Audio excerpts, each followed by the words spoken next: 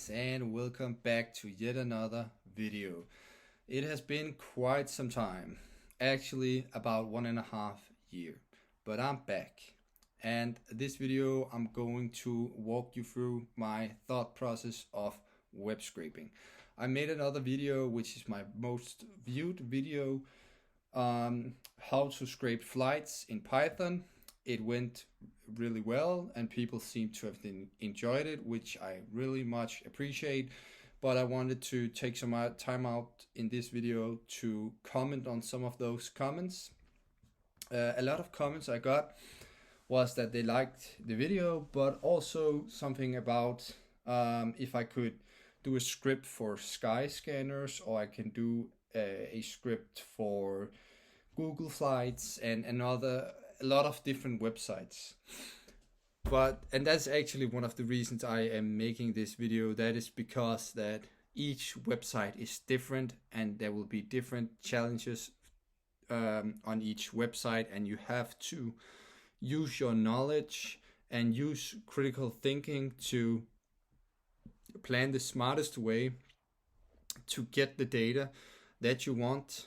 I saw a guy on my comment section which wanted to scrape, let me just look it up here. He wanted to scrape I think it was Google Flights, and Google Flights encode their URLs, so it's basically impossible to scrape through URL. So but Selenium have key strokes. You can mimic the keyboard, so that way you can get around those encoded URLs and use that instead. So it's different from website to website, but this video I'll show you how you can web scrape multiple pages, nested pages, this smartest way for that website. But it's different from website to website, so just keep that in mind. I also compare the website I'm scraping versus another website I have scraped and talk you through the process and why I'm not using the same approach as I did on the other project. With that said, I hope you liked the video and stay tuned for more. There will definitely be coming more web scraping videos. I will also make videos about emailing stuff from web scraping, maybe some kind of price tracker and sending emails, something like that, because you guys seem to be quite interested in the email part of the how to scrape flights, because I briefly told you that I actually had another script on AWS emailing me the flights that I scraped. So that is also something I would look into. I'm probably not going to do it with the flights. I'm going to do it with the prices from different websites instead. But the concept is the same, and that is also what I'm teaching you here, guys, today, that different websites are different, so you need to take different approaches, and I'm just trying to learn or educate you guys to have this kind of mindset and thinking on your own and implement your own solutions. But with that said, you can always contact me if you have any questions. I would be very glad to answer them. And enough of me, let's get the video started and enjoy. So this is the website that we will be scraping. When you try to scrape from a website, there's a lot of different approaches you can take to scraping the website. I have personally myself found that for personal projects I like to use Selenium, because a lot of websites are using React, Angular, whatever, which means that the content is being rendered through JavaScript, and Selenium takes care of this. So I find Selenium to be very reliable and have a lot of great features, and you can scrape a lot of dynamic content. One thing I found out was that if you go into the inspector, you can actually type Command Shift P, and then this you can run commands here, and then you can type disable JavaScript. So now JavaScript is disabled. So if you refresh the site that you're visiting, I'll just do it here. If that shows nothing, then you know that the content is being loaded through JavaScript. I did not know this hack until now, so I will just show you that. So that is a quick way for you to know if you need to use Selenium, which will wait for the JavaScript to be loaded. And if you want to enable it again, you just say enable JavaScript, and then you can refresh the page, and as you can see, the results are now here.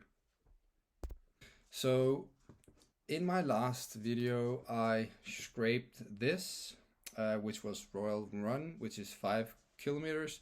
It don't really matter what you're scraping, but this was from a running competition.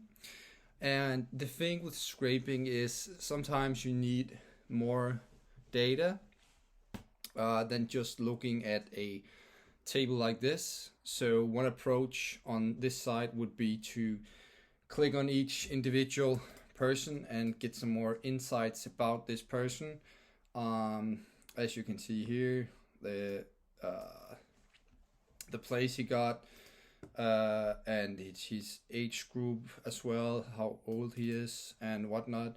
But as you can see here, you can actually sort a lot of things. So you can sort by men, and then we can say we would like to only scrape people within the age group of 20 to 24. We can also check that. So in that way, we don't really have to click on this person to know. I mean, if you wanted to know his exact age, you'd have to go to this page to extract that he's 20 years old, because that is not, we don't get this data here. So that would be one use case if you really wanted to know the exact how old exactly the person is. But I don't really think that is too important, and that's why in the last video I made, it was okay for me to just look at men, and then in this age group, blah blah blah, whatever, and then just scrape it all. But about a month ago, I ran Copenhagen Half Marathon, and here is the tables that they're showing. There's not that much data. This was something called sports timing, which has a lot of events, but it did not have any events for Copenhagen Half Marathon. They have their own website to showcase the results. So in this situation, where the only thing you get here is that this guy was place number 1, and then place number 2, place number 3, and then you can see their pace, and you can see how fast they were, but that's kind of it. But if you click into this, you can see a lot more. You can see the split times, you can see from 5 to 10 to 15 to 20, how did this man run the race? Did he start off quick? Did he lose some momentum? Whatever. You can also see his age group, which was not present either at the table I just showed you. And also you can look at the club, if he is a member of some kind of club or team. So there's some more things here, which is quite interesting to have a look at. You can also see the nation. That could also be something that could be quite interesting to investigate. So in this situation, what I would do, because there is not that much data, we need to actually access multiple pages. It is not just enough for us to just have this data. I mean, if you don't really plan on doing too much with the data, that might be fine. But I wanted to get as much data as possible from these runners. So I wanted to get the split times, I wanted to get the age group, I wanted to get the nation. So that was what I did. So sometimes you have to really think about what do I even want to scrape, what is available for me to scrape, and how much effort does it take to get that data. That's something you have to ask yourself before you even start scraping, because there will always be a lot of different approaches to web scraping. So that was my approach. And if you look at the URL, that is also something that you have to take notice of. You can see that runner number 52. Okay, so what if I type runner number 1? Well, we have another participant. And the same if I do it for number 2. So now that we know that if we loop through each one of these runners, we can get all of this data. But that would take a lot of time. But is it worth it? You get all this data, or you can just have a look at the results and just basically scrape a little bit. I wanted to get as much data as possible. I'm not really even sure what I'm going to use this data for, but I just think I like data and I like to explore data. So I wanted to get as many metrics as possible. So what I did was I ran through, I know that there were 27,000 something along those lines of people participating in the race. So what I did was create a for loop for each runner. So runner 1, 2, 3, 4, 5, and then all the way up to 27,000. So it took me about 1 day to scrape it. I mean, I wasn't at the computer, it was just running by itself. So I didn't, spend time on it actively. It was just running in the background while I was doing other things. Actually, if I take you to this screen right here, you can actually see it is still running. So as you can see, I'm at 23,347. Yeah. So we're almost done, but I couldn't wait any longer to showcase this. So that is what I'm gonna do. But in this video, I will just show you how it is possible to scrape multiple layers of a website. And this can be very important, useful when you want detailed information about each participant in the race. Okay, so I will now show you the code I have been working on, and so I think I'm gonna make this a little bit bigger, and this Firefox browser can just run in the background. This is the CSV file where I'm keeping all of the data. So as you can see, there is a lot. But yeah, this is the file. That's basically it. So I wanted to guide you through and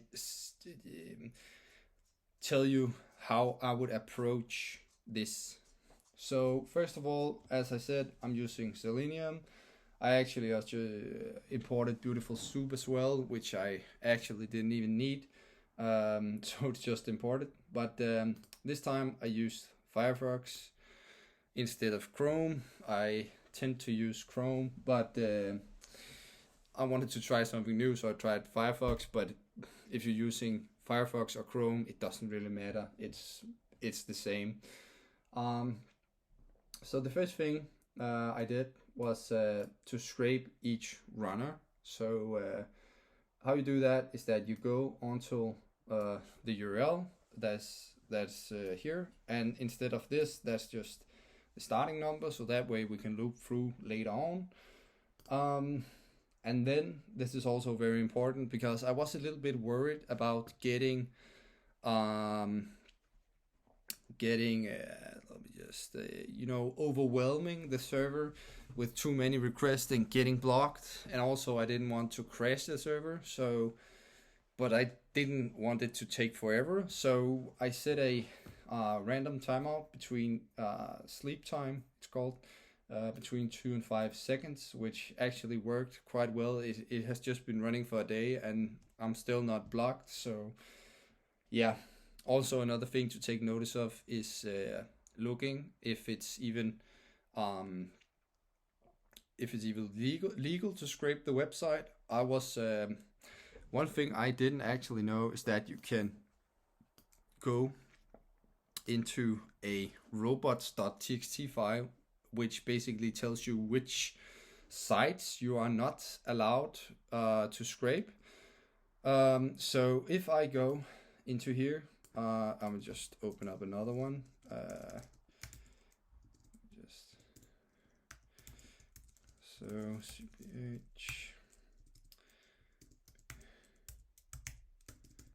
I think this was that is it. And then slash and then robot.txt. You can see which URLs you are allowed to scrape and which ones you are not allowed to scrape. So as you can see here, everything under the directory vp dash vp admin, that is not allowed, so we're not going to do that. But there is one exception. Yeah, there's one exception to this rule, and that's this one. But that doesn't stop us from scraping the results, so that's nice. So again, what you do is that you always, like in the previous video, if there is some kind of pop-up button, we need to close that to retrieve the information. So that's basically what I'm doing here. I'm locating the button and then I click it, and if there is no pop-up, well, we just do nothing. All right, so what we then do is that we extract the starting number. So the easiest way to locate elements, in my opinion, there are a lot of different ways to do it. You can use CSS selectors to locate it. You can use tags, you can use IDs, you can use a lot of different things. But the thing that works best for almost all scenarios, I would say, is the XPath. So if you do dash dash, that just means the class. So if it's a div, not the class, the tag, it's a div tag with the class of name mb4. If we actually have a look at the page, we can inspect it, and then we can click on this one. So the starting number is up here, and as you can see, the class name mb4, and we can actually look it up here. As you can see, there is only one name, one class with this class name, so that one's easy. So then we already know that we need to that's the starting number. Actually, this is kind of, I will not say stupid, but I mean we're already giving it the starting number, so we might as well just use that because we know that's the starting number. But I did it for like debugging purposes. Maybe there was some kind of error I didn't know, so I wanted to be sure that the starting number we're seeing is actually the starting number that we are putting in as the URL parameter, basically. And that seems to be the case. So I was like, why not? And then we are finding the nation, and then you can see I'm searching for this value right here to find the nation. And if we go back and have a look, we can see that the nation is here. So we can see that that's a span tag with this class name, and also a good thing, search it up. As you can see, there's only one, so that means that if we find the span tag with this class, then we know that's the nation. So we just extract the text and then we append it to our data frame. which is actually just a dict for now. Yeah, and then we extract the text, and then I just have something printing it out here. You can actually see this guy's from Denmark. This is his starting number. You can see it was a female. I know it went a little bit quick, so maybe you couldn't see it. Yeah. And then we also extract the gender, if it's a male or female. I mean, it just says mænd or kvinder, which is male and female, and I just converted it into an F or an M. If it's men, then M. If it's kvinder, then F. Yeah. And when I ran the scraper, it was working fine, but sometimes there was then it just crashed because there wasn't any value inside. So that's why that if there is none, then I will just print unknown, basically. Yeah. And also you can see that I said gender, age group, and text, and that's because that, as you can see here, if we just take this, sometimes you have to be a little bit, smart. I mean, if you already have an element which contains more information, you can just take that element and split it into the categories and structure your data, basically. So as you can see, we have two elements right here for this club and the class. But it's always in that order, so it would always be the club versus the team. The club and the team is always number one of this span tag, and the class, the men from aging from 25 to 29, is always the second element. So that way, when I go here, I can be sure that the number, the first element, when I look for these, as you can see, a little change. You might not have noticed it, but this one is find elements, and that's because we know that there are two elements with that span with the class of this. So, and we know that the first one is the team, and we know that, so we can just extract that right away, and then down here we will extract the other things. Yeah, and sometimes, as I said, there is no gender or age group, and we just put them to unknown, and we also print it out here. And here we find the distance, average pace, overall place, gender place, class place. So if we just have a look at this, boom.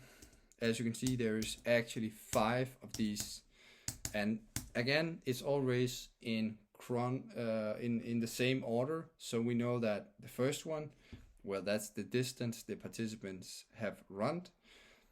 You might think, well, it's a half marathon, so of course they ran every 21 kilometers, but that's actually not always the case, because you can run out of energy or get sick or whatever, and leave the race at 10 kilometers if that's, so yeah, that can happen. And also the next one, that is the average pace throughout the race, and that's always number 2. And then this one, the overall placement, this guy was first place, and he was the first to finish as a man, of course. I mean, of course, because if he finished in first place, he will also be the first man to finish in first place. And of his class, the 25 to 29-year-olds, he was also first place. So that's basically what we are scraping here. So I just, every one of these, if 3B has 5 different values, so I basically just said, okay, well, the number 1, the index 0, that's the total distance. The index 1, that's the average pace. The index 2, that's the Um, what is that even? Yeah, that's the overall place, and then for the gender, and then for the class. All right, so that's what we're doing.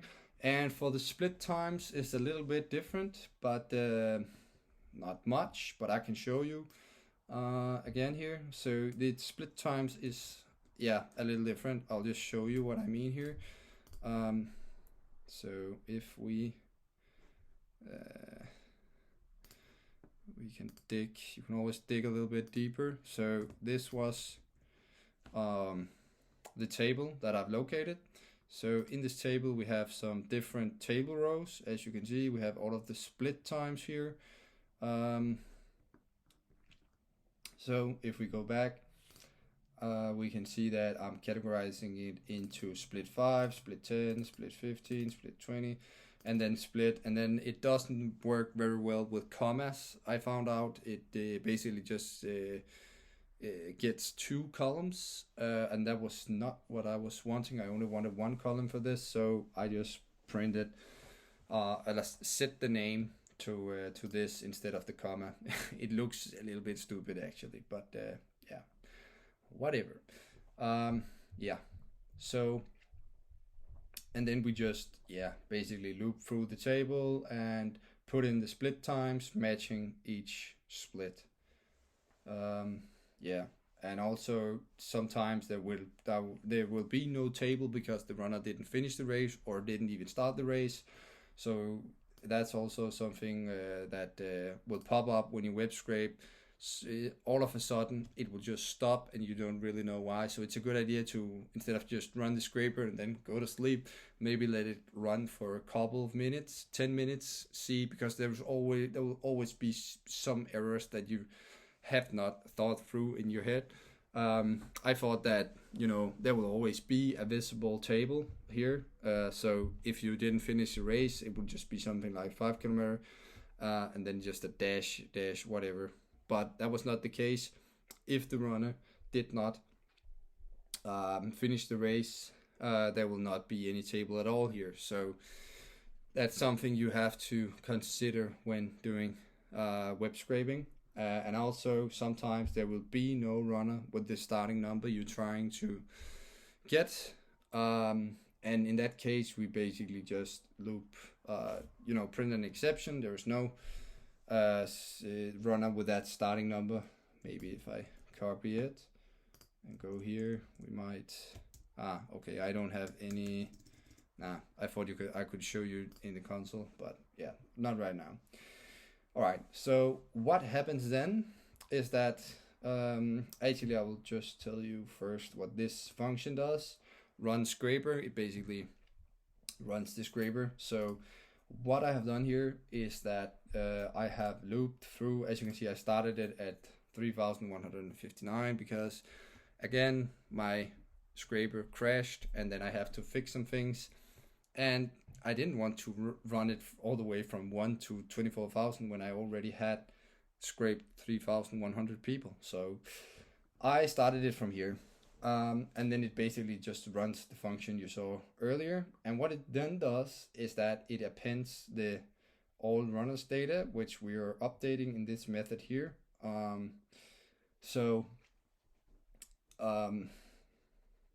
We are updating it, and then I also have this batch size, which is on 3. So that means that every time that